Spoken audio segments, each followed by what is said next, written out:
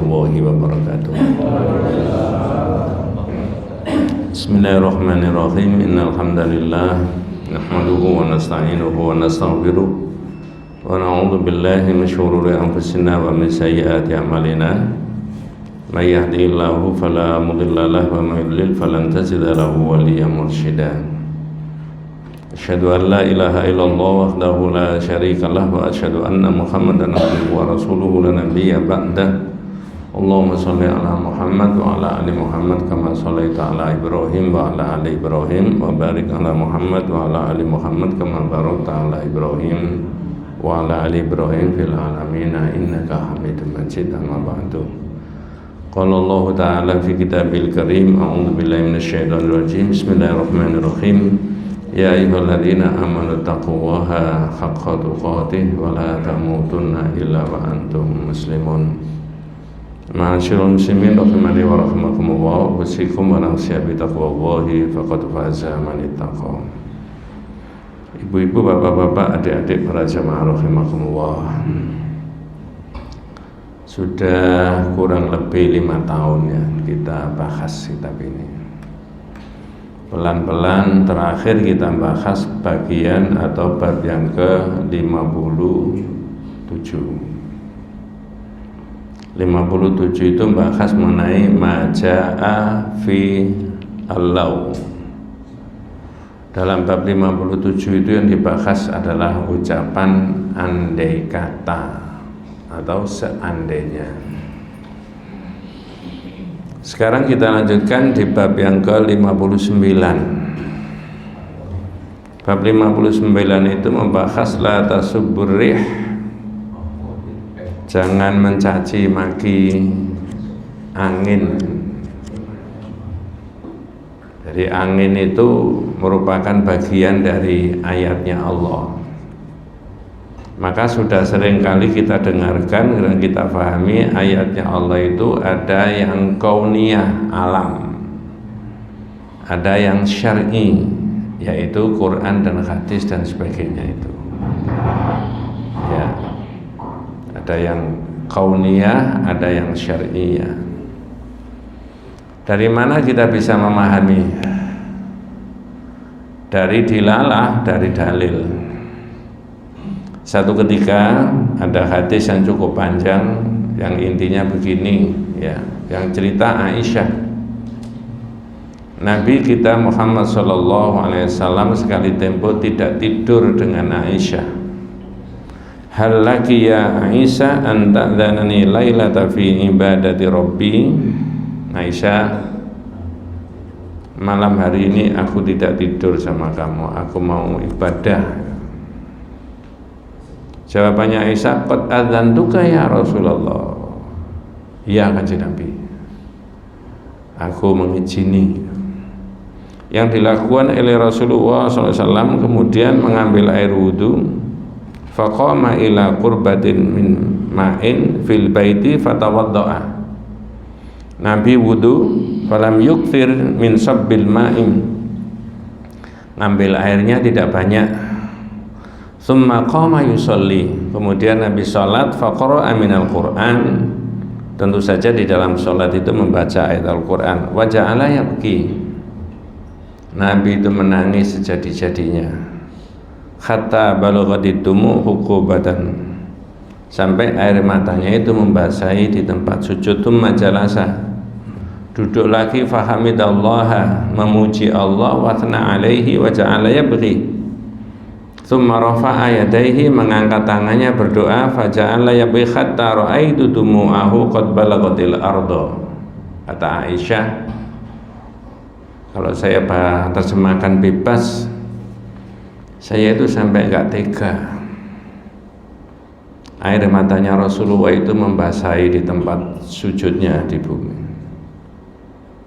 Saking seriusnya menangis tadi di malam hari. Tentu saja yang tahu adalah keluarganya Nabi, Aisyah dalam hal ini. Fa'atahu Bilal, kemudian Bilal menjemput Nabi. Dan insya Allah hadis ini sudah populer itu ya. Tapi begitu ketemu sama Nabi, Bilal wa yu'adzinuhu li sholatil, memberitahu kalau sudah waktunya sholat. Tahu nabinya itu menangis, ditanya, lima ya bagi ya Rasulullah, waqad ghafarallahu laka ma taqaddama min dzambika wa ma ta'akhkhar. Nabi kok menangis, ada apa? Dari pertanyaannya Bilal ini, panjenengan dan saya bisa menyimpulkan, jika ada gerak-geriknya Rasulullah yang tidak lazim, itu sahabat ingin tahu. Ingin tahunya apa? Ingin tahunya sahabat itu ada syariat apa sampai Rasulullah kok tidak seperti biasanya. Pertanyaan berikutnya dari sahabat, kalau ada syariat yang baru, nanti saya mau mengamalkan. Ini levelnya sahabat itu sering tanya sama Nabi, tanyanya bukan sekedar bertanya, tapi ingin menggali ada syariat apa. Jangan-jangan saya belum melaksanakan. Barangkali beda dengan pertanyaan kita gitu ya. Kalau kita bertanya itu cuma hasrat hati, sekedar bertanya. Ya, itu. Tapi sahabat enggak. Ini salah satunya yang sering saya kemukakan itu. Karena sosok Nabi kita ini sumber hukum, sebagai pemimpin sumber hukum. Jangan diteruskan, ada juga pemimpin sumber masalah. Sampai di situ dulu ya. Sehingga ditanya, lima tabghi ya Rasulullah, waqad ghafarallahu laka ma taqaddama min dzambika wa ma ta'akhkhar. Bukankah engkau itu telah diampuni segala salah dan kelirunya? Jawabannya Nabi, wa limala abghi ya Bilal, bagaimana aku tidak nangis? Waqad anzalallahu fi hadhil lailah, tadi malam itu saya menerima ayat Al-Quran. Ya tentu saja karena Nabi yang menerima langsung dari malak Jibril. Saya sering menyebut malaikat itu dengan lafal malak, karena malak itu adik-adik yang belajar bahasa Arab mufrad, musananya malakani, jamaknya malaika, sama dengan alimun, alimani, ulama. Kalau ulama itu banyak, itu tidak prinsip ya. Jadi Nabi tadi menyampaikan ke Bilal, bagaimana aku tidak nangis? Oh tadi malam saya itu menerima ayat Al-Quran. Tentu saja Rasulullah faham makna dari ayat yang diterima Nabi dari malam. Ayatnya sudah populer dan saya rasa kita juga hafal ayatnya. Surat Al-Imran ayat 190 dan 191. Semoga tidak salah menyebut ya. Inna fi khalqis samawati wal ardi wa ikhtilafil laili wan nahari la ayatil liulil albab. Di dalam ayat itu diterangkan tentang indikator orang yang disebut dengan ulul albab. Ulul albab itu memiliki pemikiran yang dalam. Lubbun lubbani albab itu dalam. Bisa dimaknai kalau ada kayu yang besar diameternya 1 meter, lalu di tengah-tengah itu ada yang berwarna coklat tua, itu namanya lubbun albab, pikirannya dalam. Ulul albab itu orang yang memiliki pemikiran yang dalam. Nanti ayat 191 itu indikatornya. Siapa ulul albab itu? Tapi ini masih rangsangan orang disebut dengan ulul albab itu tadi. Monggo, apa yang 190? Oke.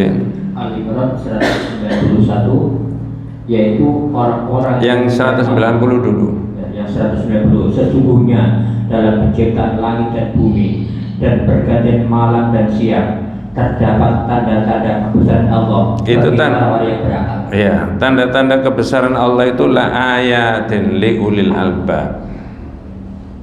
Jadi penciptaan langit bumi dan proses pergantian dari siang ke malam, malam jadi siang, itu bukan secara alami saja. Tapi orang sekuler menganggap itu alam sudah, tidak bisa. Tapi orang Islam meyakini itu Allah yang mengatur semuanya tadi. Kalau bergantian siang dan malam itu kemudian terjadi perubahan yang ada di bumi tadi. Sekarang malam maka binatang, tumbuh-tumbuhan, manusia agak berbeda aktivitasnya dengan siang. Besok siang juga berbeda lagi aktivitasnya, tumbuh-tumbuhan, binatang dan sebagainya, makhluk-makhluknya Allah. Nah, itu yang dipikir Nabi adalah itu bukan peristiwa biasa, Mas. Di situ itu ada tanda-tanda kekuasaan Allah. Itu include di dalamnya itu apa saja? Ada panas, ada hujan, ada badai, ada angin. Nah, angin ini yang dibahas di sini nanti. Karena ada satu hadis yang menyebutkan, Rasulullah menyebutkan tidak boleh mencaci maki angin. Karena itu ayatnya Allah. Sama dengan bab 48 yang kemarin tuh. 48 itu tidak boleh mencaci ayatnya Allah, tapi yang syar'i, Quran, hadis, Rasul, syariat dan sebagainya. Itu judulnya yang 48, man hazala bi syai'in fihi dzikrullahi awil Quran awil Rasul. Orang yang bersendak gurau tapi yang dipakai sendak gurau menyebut Allah, Quran, Rasul dan syariat, tidak boleh. Kalau begitu orang yang sudah beriman tentang Allah itu wujub ta'zim bil ayatis syar'iyyah wal ayatil kauniyah. Orang yang sudah beriman kepada Allah wajib mengagungkan ayat-ayat yang syar'i maupun yang kauni. Tentu saja mengagungkan beda dengan mengagungkan Allah itu. Nah, itu yang ditangisi Nabi. Ngerti nggak umatku itu loh maksudnya. Jangan dikira ini hanya peristiwa biasa itu. Oh, Masya Allah, nah begitu. Sekarang dalam posisi kita di sini matahari tidak kelihatan. Menunggu sekian jam lagi besok baru ada sinar matahari. Nah, itu orang ulul albab itu punya pemikiran ini ayatnya Allah, bukan fenomena alam biasa. Ya, malam hari tiba-tiba hujan deras, ya biasa itu orang Islam gitu. Tiba-tiba banjir, ya harus disikapi dengan biasa, memang begitu Allah itu. Ya, nah, makanya sering saya buat ilustrasi kalau rumahnya orang kebanjiran, itu jelas gak seneng, marah-marah kadang-kadang itu. Kalau yang dimarahi itu air, ya maka gimana, salah, air itu makhluknya Allah. Kalau air itu bisa ngomong, ya, jawab. Ya, jenengan marah-marah orang, bukan jenengan, orang marah-marah kepada air, gak seneng banjir ini macam-macam. Untungnya air tidak bisa ngomong, sebagaimana bulan juga tidak bisa. Kalau bisa akan jawab, Pak jangan marahi saya. Sebelum sampean ada, saya sudah diciptakan Allah, sifat saya mengendangi tempat-tempat yang rendah. Salahnya sampean sendiri. Nah, itu kalau air bisa ngomong. Inilah yang digelisahkan oleh Nabi kita itu. Kita itu punya potensi menjadi ulul albab. Baru ayat berikutnya tambahannya saja, siapa ulul albab itu? Monggo. Yang 191.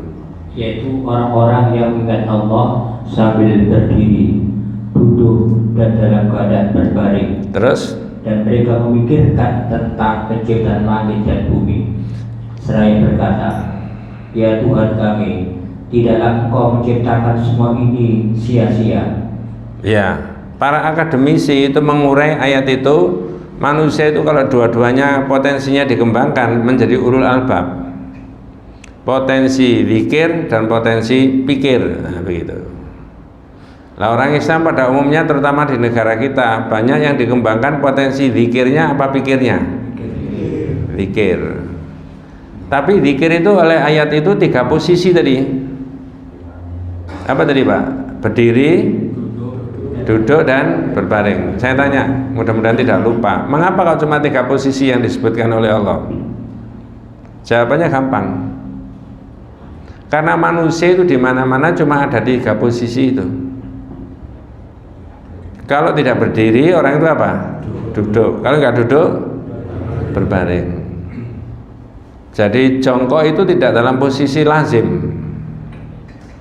Yang posisi lazim adalah berdiri, duduk, dan berbaring. Jadi kalau dalam 3 posisi orang itu bisa berzikir kepada Allah, maka orang itu termasuk yang disebut dengan ulul albab. Berarti zikir itu tidak dibatasi oleh waktu. Betul Pak ya? Ya, saya menghormati teman-teman yang punya pendapat saya nggak zikir, sudah maghrib sampai isya tadi, seolah-olah habis itu sudah tidak.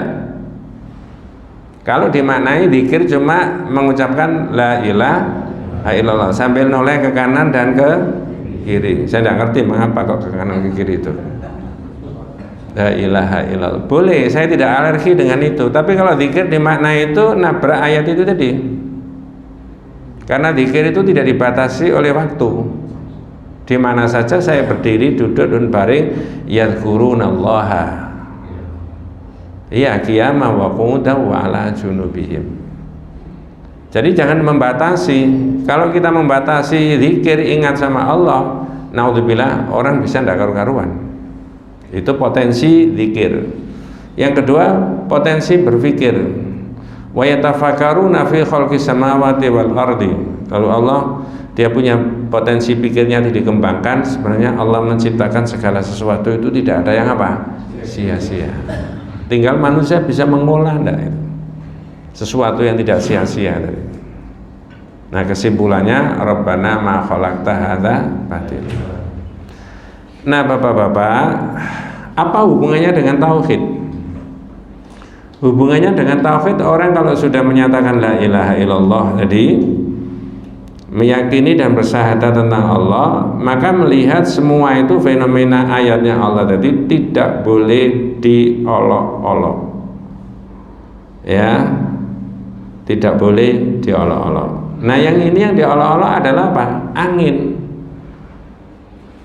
Saya tanya, angin itu bermanfaat apa tidak buat kehidupan binatang, tumbuh-tumbuhan, dan manusia? Bermanfaat. 2. Apakah ada kemungkinan angin itu yang memporak-porandakan kehidupan manusia? Ada. Ya, sehingga orang tidak boleh menerima fenomena alam tadi dalam wujud angin. Ketika baik dia senang, ketika tidak baik dia mencemooh angin. Hadisnya jelas di situ. Cuma ada satu hadis yang ditampilkan di situ. An Ubay bin Ka'ab radhiyallahu anhu anna Rasulullah sallallahu alaihi wasallam qala, apa dawuhnya Rasulullah? La tasubbur rih, monggo. Sahih hadisnya, riwayat Imam At-Tirmidzi dan Imam Muslim, monggo. Janganlah kamu mencaci maki angin. Ya. Apabila kamu melihat Bentar.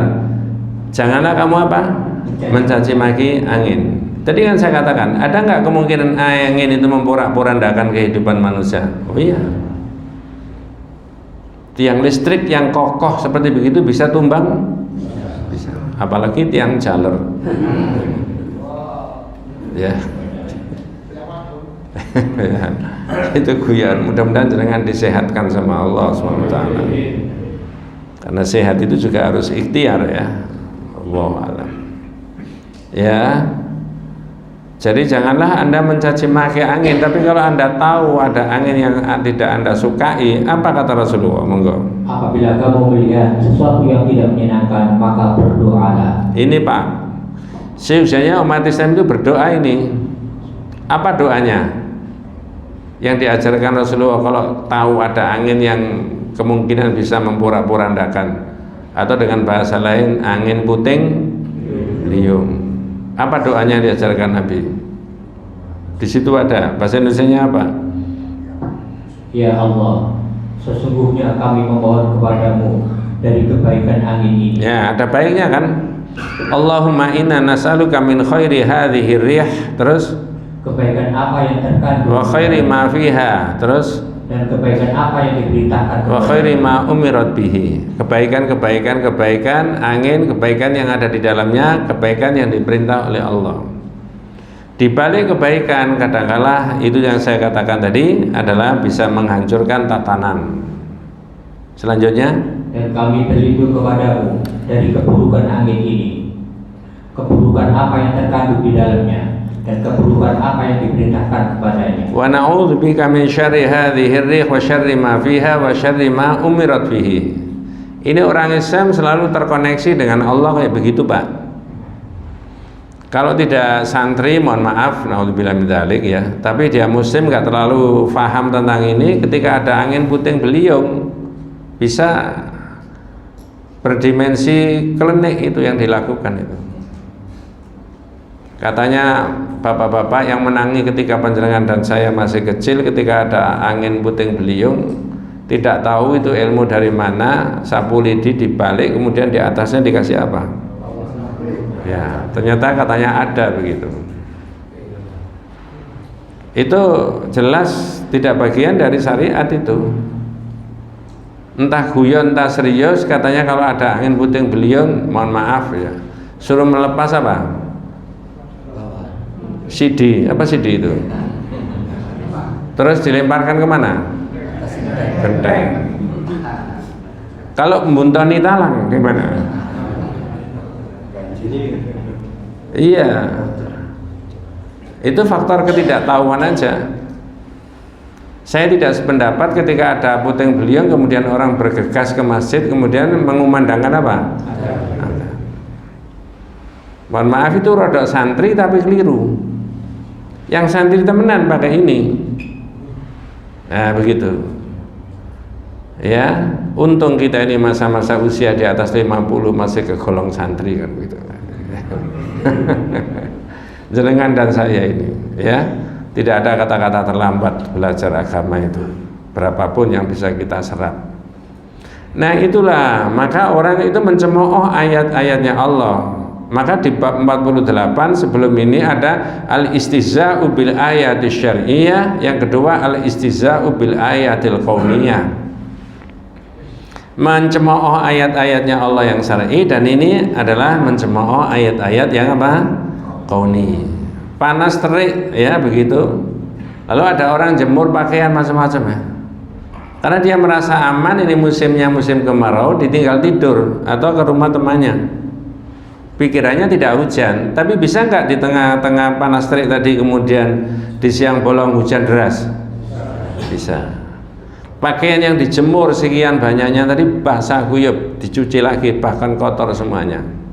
Orangnya senang apa nun sewu Surabayaan miso-miso gitu kira-kira.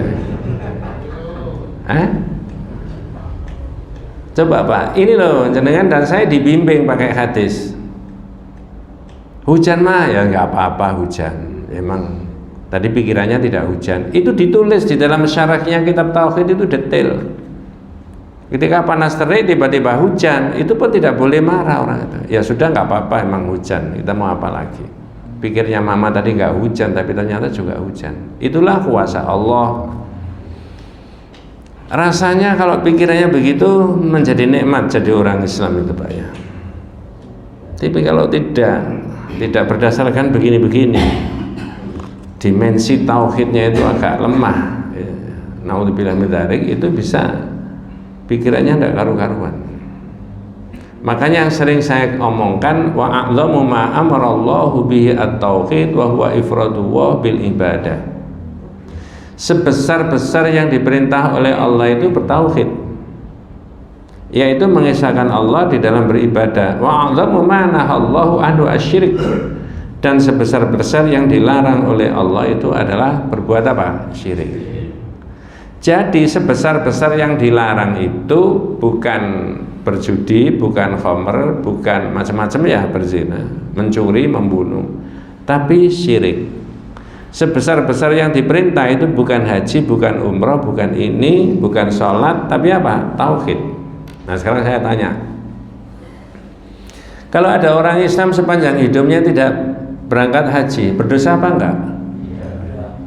Jawabannya enggak. Karena haji itu man istata'a ilaihi sabila. Kalau sepanjang hidupnya ada umat Islam lalu tidak membayar zakat, berdosa enggak? Saya itu enggak pernah bayar zakat Pak. Loh, saya itu kan Islam. Iya, tapi enggak pernah bayar zakat. Kenapa? Harta saya itu tidak sampai 1 tahun, mengendapnya tidak sampai pada nisab. Berarti saya tidak kena apa? Dosa nggak orang ini? Nah, wes. Kalau 2 poin tadi dijawab tidak berdosa, sekarang saya tanya, kalau sepanjang hidupnya orang Islam itu tidak ngerti tauhid, nah di situ. Berarti mestinya orang itu antri ngaji tauhid, tak antri haji. Mestinya tauhid. Realitasnya antri apa?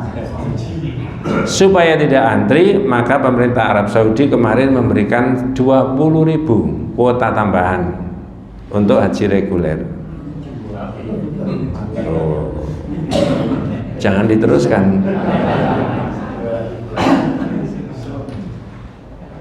Ya. Nanti kalau diteruskan bisa 1 orang 500 juta itu.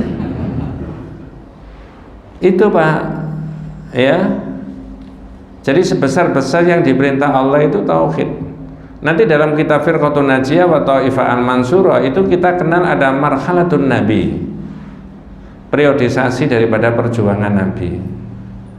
Nah kalau periodisasi perjuangan Nabi, marhalatul ula huwa tauhid, taskhihul aqidah, meluruskan akidah. Itu periode yang pertama, meletakkan dasar pembangunan umat itu adalah pada akidah tauhid.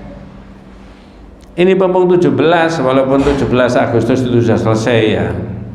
Negara kita itu tertulis di dalam Undang-Undang Dasar 45, negara berdasar atas ketuhanan yang Maha Esa. Betul Pak? Itu pasal berapa, ayat berapa? Lupa. Pasal 29 ayat 1. Nah, ketuhanan yang Maha Esa itu bagi umat Islam tauhid. Mestinya kalau kita mau menjadi bangsa yang modern, itu meletakkan dasar akidah tauhid dulu.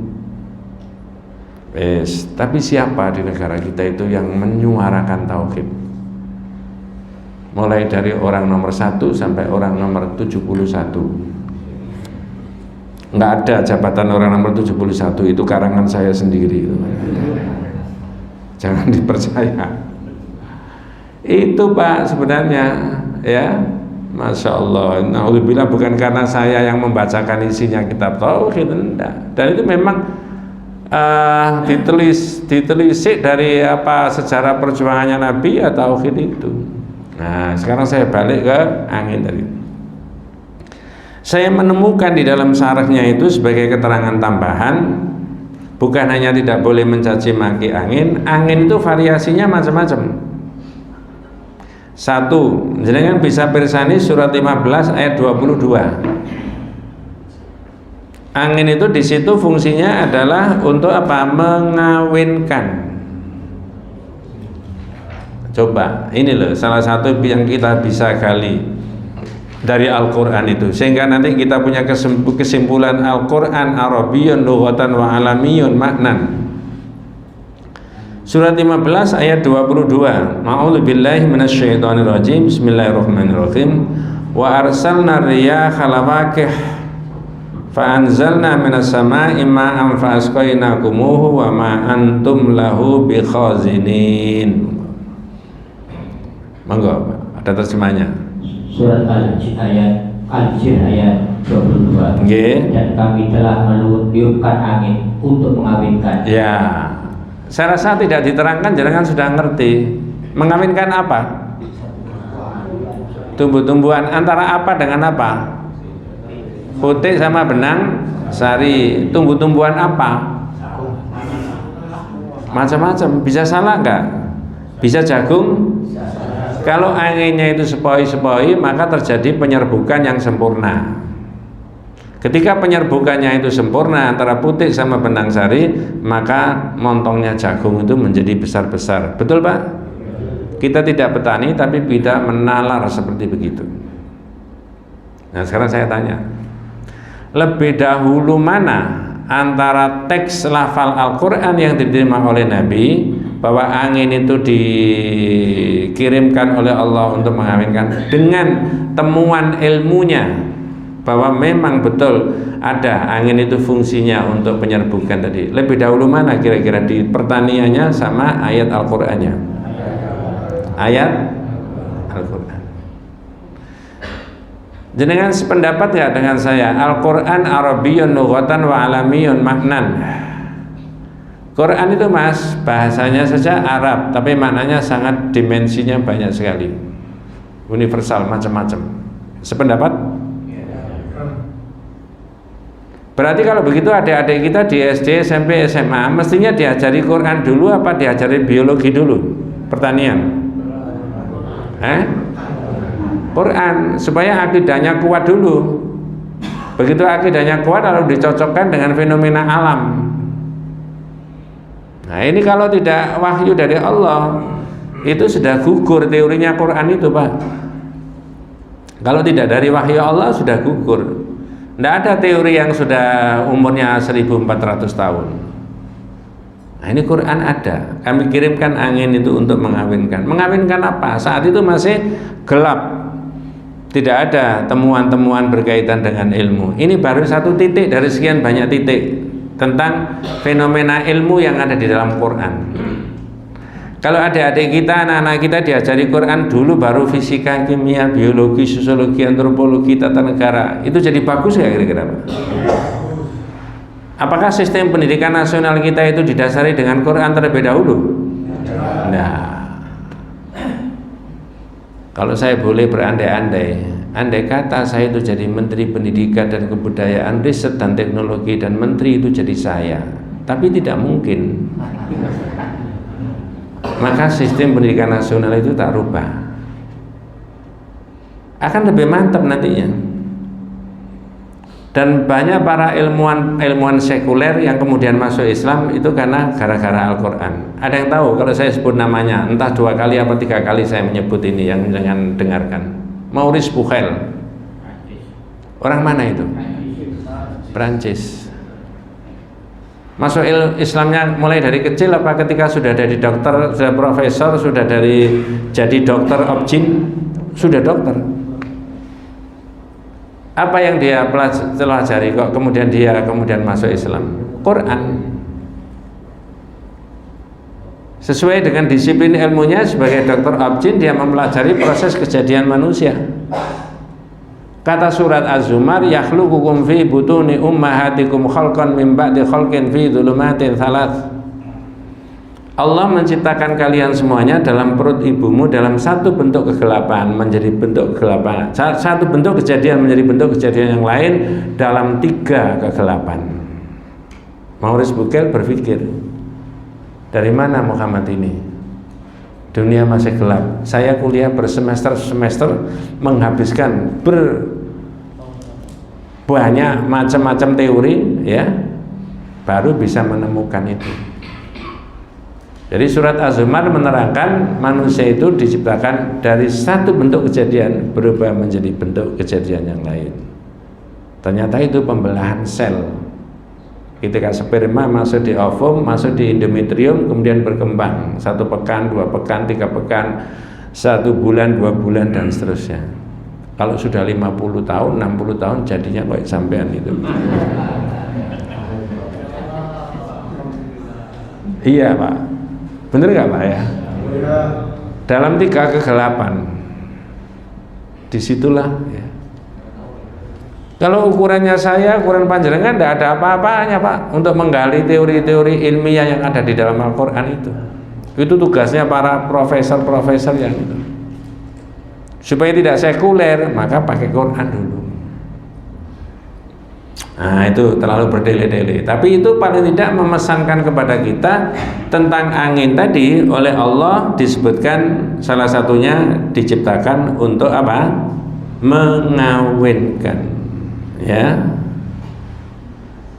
Kemudian berikutnya, lalu kami turunkan hujan dari langit, lalu kami beri minum kamu dengan air itu, dan bukanlah ya kamu yang menyimpannya.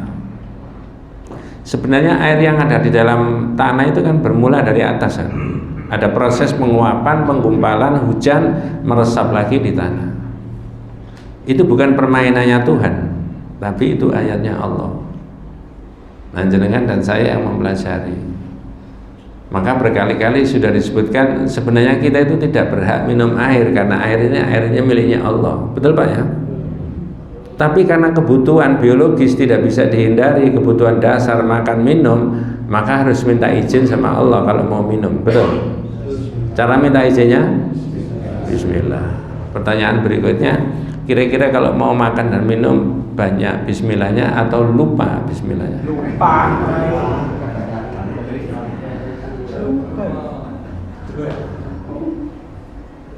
Iya Pak, ini baru bicara satu titik angin saja, variasinya di Quran. Yang kedua, jenengan bisa cocokkan di surat 35 ayat 9 ya. Surat 35 ayat 9 tentang angin juga itu ya. Kalau mempelajari surat Fatir ayat 9 itu bukan tugasnya BMKG saja Pak. Jenengan dan saya juga boleh membaca ayat itu walaupun tidak mendetail mempelajari tentang gerakan angin, berapa kecepatannya dan sebagainya. Tapi ini penting untuk bisa dipahami. Lalu memprediksi terjadinya hujan gimana. Kalau tadi mengawinkan, ini agak beda lagi fungsi dari angin yang Allah turunkan tadi. Apa bahasanya monggo? Surat Fatir ayat 9. Nggih. Allah yang mengirimkan angin, lalu angin itu menggerakkan awan, maka kami arahkan awan itu ke suatu negeri yang mati atau tandus. Ya. Lalu dengan hujan itu kami hidupkan bumi setelah mati atau kering. Ya. Seperti itulah kebangkitan itu. Ya. Yang mengirimkan angin untuk mendorong mendung siapa? Wallahu alladzi arsala riyaha fatuthiru sahaban. Allah yang mengirimkan angin untuk mendorong mendung. Berarti salah satu fungsi angin untuk mendorong mendung. Fa arsalna ilaihi ila baladin mayyitin, ke satu daerah yang tandus. Lalu terjadi apa? Hujan. Hujan bisa dipelajari oleh manusia, tapi hakikatnya yang menurunkan hujan siapa? Nah, kalau yang menurunkan hujan itu Allah, dalam iman kita yang bisa menghentikan hujan itu siapa?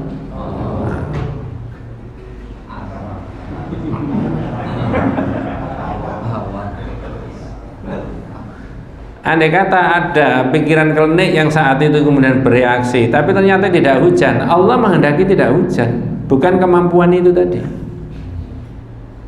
Negara modern masuk di dalam wilayah masyarakat modern disuguhi kayak begitu, berarti dikembalikan kepada situasi yang primitif. Betul Pak ya? Negara Konoha katanya itu ya. Iya. Ini betul Pak. Coba. Berkali-kali saya ngomong itu, jangan-jangan para turis-turis dari negara-negara modern, Eropa, Jepang dan sebagainya itu kalau sudah capek mereka bekerja, datang ke Indonesia, bermain-main. Ke Indonesia. Ngapain? Oh, luar biasa. Hujan deras itu bisa ditolak sama orang Indonesia. Pakai teknologi apa? Temannya yang menyaksikan teknologinya pakai baskom diduduk-duduk. Itu memalukan. Betul Pak. Mestinya kita ngundang turis itu, nah ini agak berbeda. Itu tunjukkan tentang apa? Teknologi kemajuan di bidang apa saja. Ya, boleh pertanian, boleh bidang kehutanan, boleh mungkin ada satu daerah yang sangat masih steril. Belum pernah ada polusi apapun di situ dan kita bangga dengan itu ya, atau budaya masyarakatnya. Tapi ternyata yang ditunjukkan ke dunia internasional adalah dimensi klinik yang itu tidak layak masuk dalam masyarakat apa? Modern. Saya mau tanya lagi, gak enak sama sampean. Kira-kira sampean dipimpin yang model begitu mau apa enggak? Wis kadung. Jadi ternyata angin tadi itu, kalau tidak salah entah tahun berapa itu ya, ada rekayasa hujan. Ini agak beda dengan itu tadi. Ini pakai teknologi, pakai ilmu bisa dinalar. Ada sebab syar'inya. Ketika mendung itu berada di tengah-tengah laut, bisa enggak kemudian direkayasa supaya hujannya di laut tidak di darat? Caranya disemaikan dengan apa? Garam. Ya tentu saja bukan garam dapur itu Pak. Saya menemukan di koran itu ya, tanggal 12 bulan 2 2013. Sekarang sudah nggak rame lagi koran. Saat itu teknologi rekayasa hujan sukses.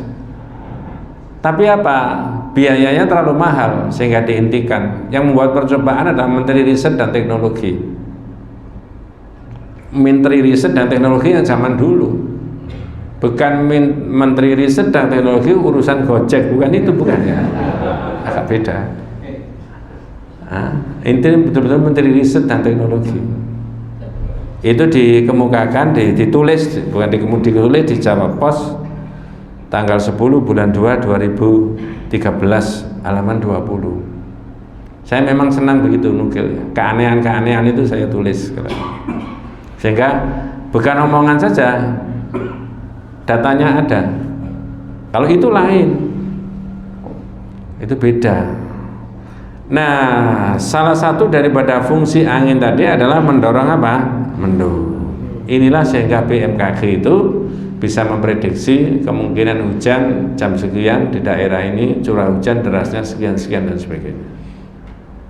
Andai kata semua personil BMKG itu faham ayat ini, semakin kuat nggak imannya? Itu maksud saya. Itu maksud. Ada Mas di Quran, Masya Allah. Nah itu luar biasa itu Quran ya. Betul-betul kitab suci asli dari Allah. Kaitannya dengan alam saja diterangkan di situ. Nah begitu mestinya. Ya, maka BMKG tidak perlu mendatangkan Mbak Rara, begitu maksudnya. Yang ketiga, fungsi banyak Pak ini ya. Kalau ditelusuri di Quran. Saya balik ke doanya tadi. Apa doanya tadi Pak? Ikuti aja Pak, entah berapa persen jenengan bisa menserap doa tadi. Allahumma inna nas'aluka min khairi hadhihi rih wa khairi ma fiha wa khairi ma umirat bihi. Allahumma inna nas'aluka min khairi hadhihi rih wa khairi ma fiha wa khairi ma umirat bihi.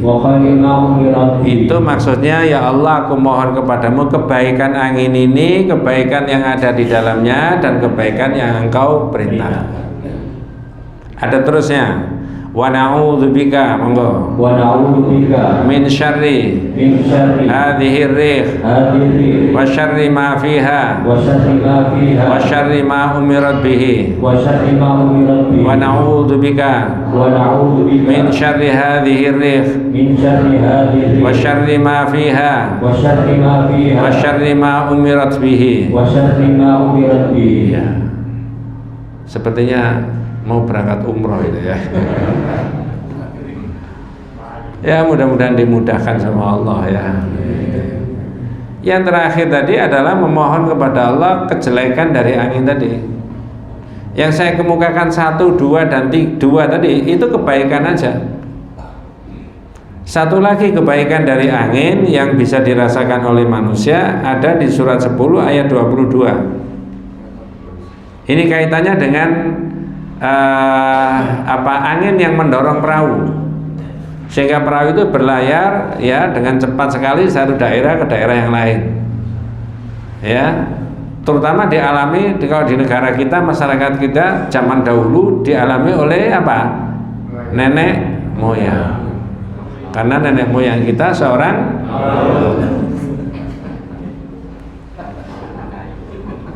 tapi para pelaut zaman itu dan sebagainya, kalau faham ayat ini semakin luar biasa Pak keimanannya kepada Allah.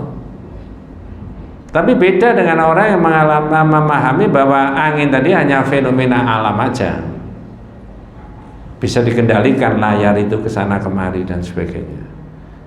Ya, arah angin jelas, kecepatannya jelas, tapi dia bisa mengarahkan itu tadi. Itu ada di Quran.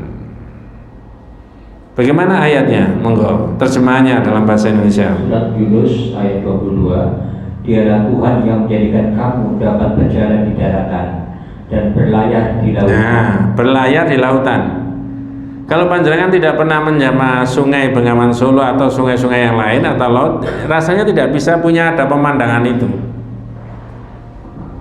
Tapi saya waktu kecil hampir setiap hari melihat betapa kencangnya perahu itu berlayar dari satu daerah ke daerah lain, dari satu kabupaten ke kabupaten yang lain. Karena rumah saya dekat Bengawan Solo, ya, hanya rumah, kemudian ada tanggul, istilahnya itu tanggul besar, lalu di situ Bengawan Solo. Mulai dari layar yang kecil-kecil sampai yang besar-besar. Tapi nggak paham ini. Apalagi zaman dulu para pedagang-pedagang dari Bugis datang kemana? Gresik, membawa apa? Kopra. Perahu itu sebesar 2 kali lipat musola ini. Nah, anginnya kencang sekali di tengah laut. Bahkan tiang yang bisa patah. Jadi pedagang-pedagang Bugis itu kan bawa kopra ke sini. Baliknya waktu tahun 70-an, 60-70 itu rame-ramenya Mas ya. Sekarang sudah semuanya tidak pakai layar. Dialah Tuhanmu yang menjadikan kamu dapat berjalan di daratan dan berlayar di lautan. Huwallazi yusayyirukum fil barri wal bahri. Monggo. Sehingga ketika kamu berada di dalam kapal, kata idza kuntum fil fulki, dan meluncurkan kapal itu membawa mereka atau orang-orang yang ada di dalamnya dengan tiupan angin yang baik. Wajaraina bihim birihin thayyibah. Di situ ada angin yang baik. Di dalam satu ayat disebutkan birihin thayyibah, angin yang baik. Terus dan mereka bergembira karenanya. Farihu biha, angin baik. Ya. Kalau pakai bahasa yang lain, angin spoi-spoi. Angin yang berembus di akhir Desember, begitu ya. Ya, lanjut. Tiba-tiba datanglah badai dan gelombang menimpanya. Ja'at harihun asif. Badai, gelombang itu angin rihun asif, angin yang sangat kencang. Waja'ahumul mauju min kulli makanin. Lalu ada gelombang. Gelombang itu ada karena ada apa? Angin. Lanjut Pak. Dari segenap penjuru, dan mereka mengira telah terkepung bahaya, maka mereka berdoa dengan tulus atau ikhlas kepada Allah. Seraya berkata, sekiranya Engkau menyelamatkan kami dari bahaya ini, pasti kami termasuk orang-orang yang bersyukur. Yang kita ambil di dalam ayat ini adalah angin tadi ada 2 disebutkan. Satu rihin thayyibah, angin yang baik. Yang kedua rihin asif, angin badai. Bisa juga seorang yang berlayar dari satu pulau ke pulau yang lain, atau seperti Columbus dari satu negara ke negara lain, tiba-tiba awalnya itu angin yang rihun thayyib, rihun thayyibah, angin yang baik, tiba-tiba ada angin yang apa? Badai. Dan begitu sebaliknya.